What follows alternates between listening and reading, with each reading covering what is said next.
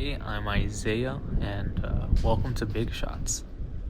So this is literally the story of someone starting from scratch. I have no clue what I'm doing. This is my first time holding a bow. You can see how I struggle.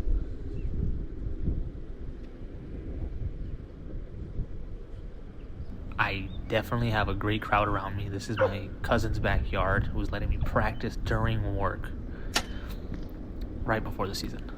Damn, got poked in the face. So this is that cousin. This is Brayan. He's my second cousin, and he's a great guy showing me public areas. You gotta include us. We're not out of it. We're not out of it. This is how I'm gonna shoot my first deer. I start practicing.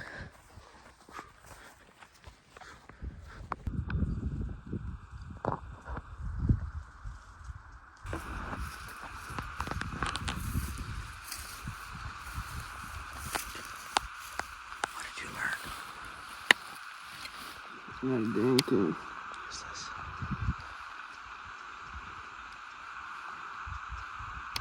What is that above? What is that thing? Too much.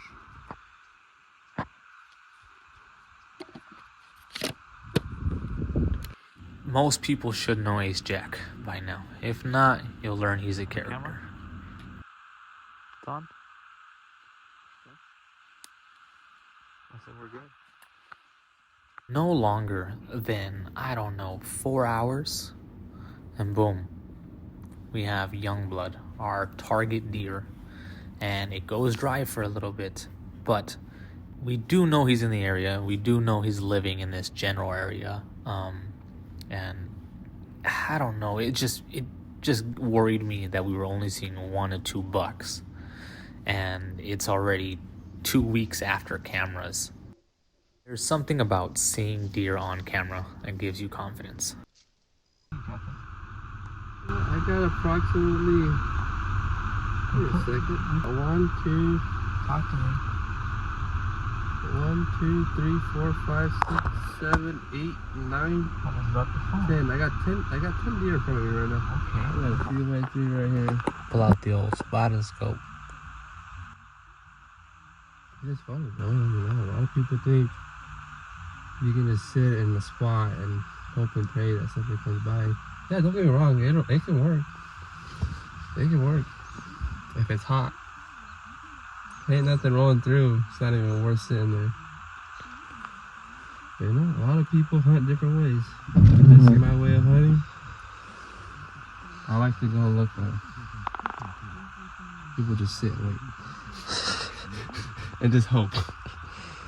Yeah, we can hope, all right. I just call my hope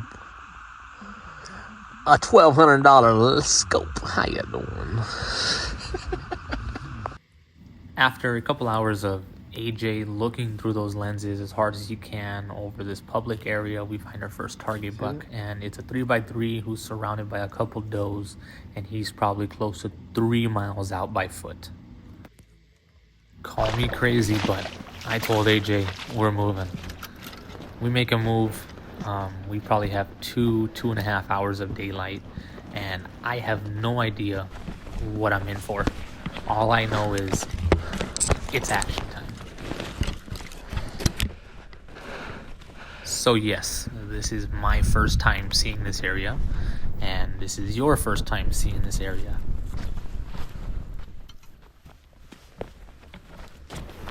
We finally get to where we're trying to get to after 1.5 miles. AJ saying that the wind is going east to north, and he's finally found where exactly they are. So now, thanks to our future sponsor Onyx, we know exactly where the property line is. We know exactly where they are, and AJ's thinking that we need to go all the way around and hopefully swoop back in on them and see where they're set up. And not to mention, we're at the edge of a cliff.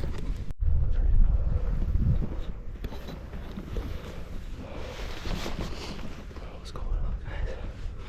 I spotted out 3x3 with 2 does. Just around this corner.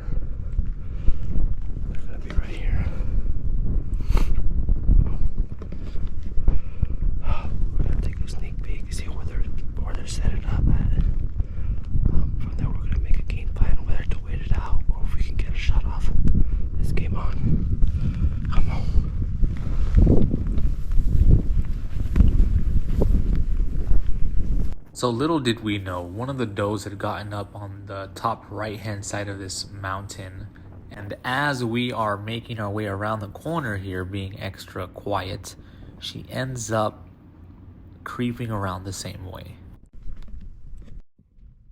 AJ gets his eyes on the buck.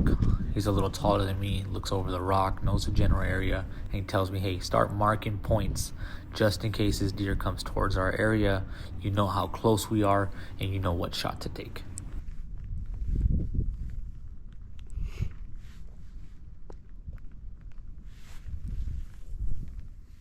You know, it always feels too good to be true. This doe ends up locking eyes with AJ and me. We end up sitting here for about 25 minutes locked on with a doe.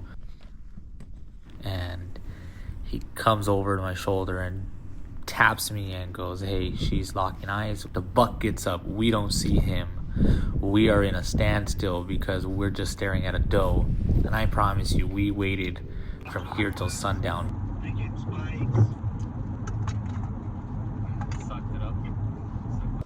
What is going on?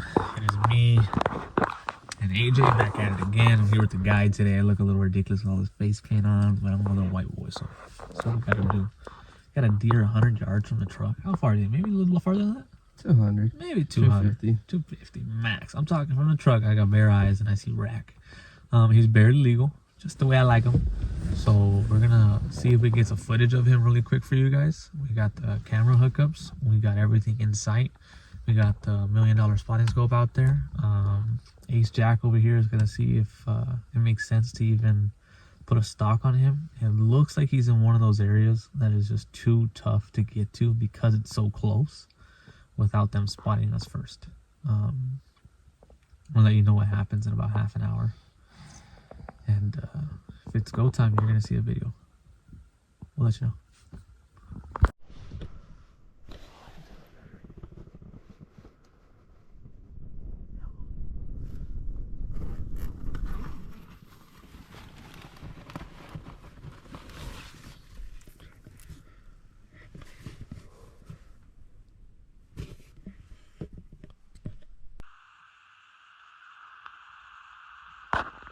As often as I can, I'm coming out here to a couple areas and I'm just scouting with binoculars for half an hour before sundown, and I'm just seeing where these deers keep tunneling to, where they continuously moving. And this day I brought my wife out and we spotted a little spike. What is going on?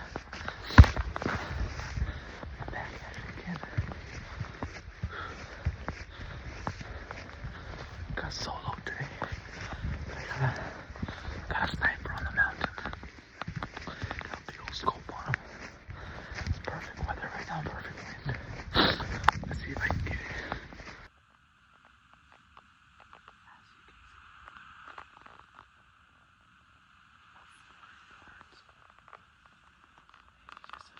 This year, I definitely learned that as impatient as I am, sometimes it is good to wait. Sometimes it is good to go on head first.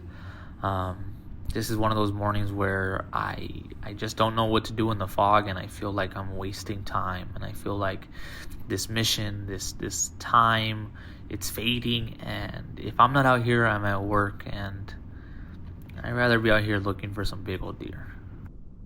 After 2 hours, it goes from 9 to 11, and I start to see hopes of this fog coming up.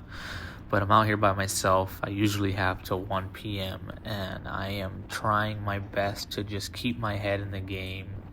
I'm trying to just see where this fog keeps rolling over, trying to stay in one spot. I'm trying everything I can. I'm trying to do as much as I can by myself to prove that, you know, someone from the outside can do it.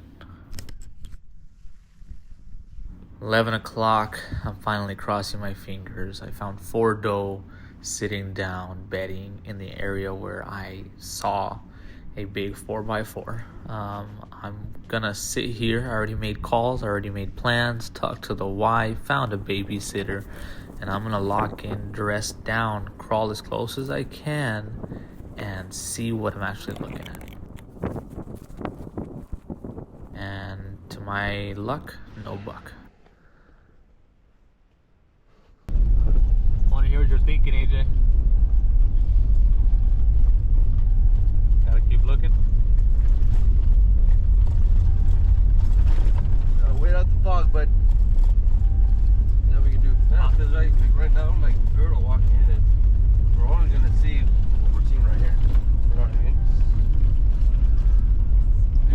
have to get within maybe 100 yards to see something. I can't wait to get a stabilizer. A what? A stabilizer. They make those? Yes. It's like a little square box on, and you hold the pole behind it, and the camera just never moves. Beautiful. Eric, What? tell me, when you get it done?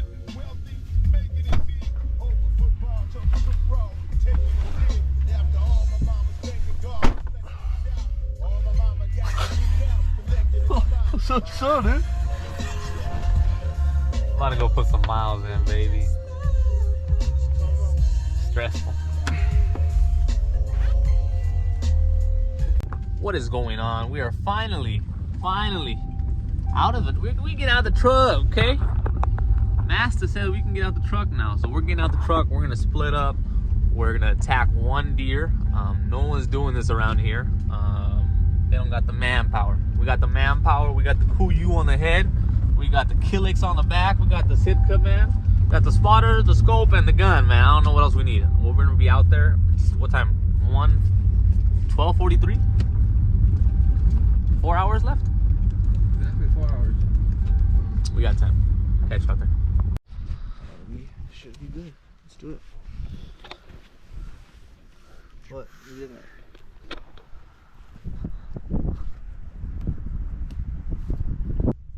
Yes, I do get cranky when you put me in a truck from 5 a.m. to noon, okay? I finally get off the truck here with the boys. Alan's in the back. He is the mule. He is a backpack guy. He is a cameraman this episode. He's also a set of eyes out there. And he's allowing me and AJ to do what we can do without having to worry about, recording and trying to be YouTubers, I guess. With three guys is when you do find them, you stumble across them. Bang, bottom left corner. It is hard to see and point out, but there is a 4x4 with a pack of does, and they end up going the wrong way. On a good one with Eric Allen. Now, I am sick and tired of walking at this point. It has been weeks and weeks and weekends and weekdays and middle of the week, and I just cannot stop walking, and my legs hurt. I'm with Alan. I'm finally starting to understand the geography of this Washington location we're at. And I'm finally in the right spot, but with the wrong wind. That sounds going crazy. Look at it. What are you doing?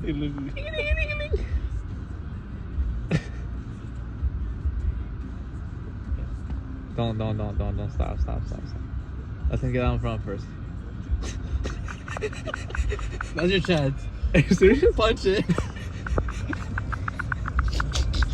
AJ, you made me do bad things, AJ. I'm running for their lives. Run.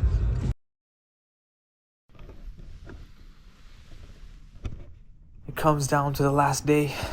Me by myself on top of a cliff on the property line as far back as I can get. If I've learned anything, it's you don't know until you get out there, and when you do think you know, the big man in the sky is really looking out for you.